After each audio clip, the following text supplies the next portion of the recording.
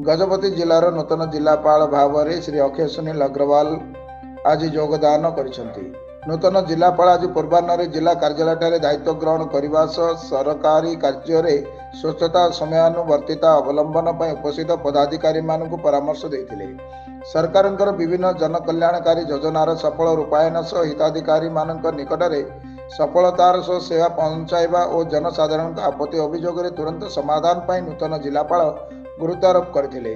सेहीपरि जिले में विभिन्न विकासमूलक योजना तथा शिक्षा स्वास्थ्य गमनागमन और पानीय जल समस्त जनसाधारण निकट में पहुंचाइबा सहित कार्यकारी होता विभिन्न काम को तुरंत संपूर्ण करा जिलार जनसाधारण को उपयुक्त सेवा जोगाई देवा तांकर प्राथमिकता हेबो बोली नूतन जिलापाल कहते।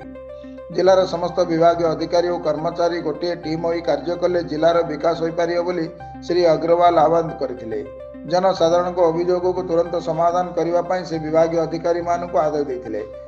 श्री अग्रवाल पूर्व नयागढ़ जिलापाल भाव में कार्यरत थे। जिला कार्यालय जिला आरक्षी अधीक्षक जतीन्द्र कुमार पंडा, वनखंड अधिकारी पालाखेमुंडी के नागराज, अतिरिक्त जिलापाल मुनीन्द्र हानागा, श्री फाल्गुन माझी, मुख्य उन्नयन अधिकारी तथा निर्वाही अधिकारी जिला परिषद श्री पृथ्वीराज मंडल, उप जिलापाल पालाखेमुंडी श्री अनुप पंडा, जिला मुख्य चिकित्सा और जनस्वास्थ्य अधिकारी डाक्टर मोहम्मद मुबारक अली समेत समस्त तहसीलदार, गोष्ठी उन्नयन अधिकारी और समस्त जिला स्तरीय अधिकारी और कर्मचारी प्रमुख नूतन जिलापाल स्वागत और अभिवादन करथिले।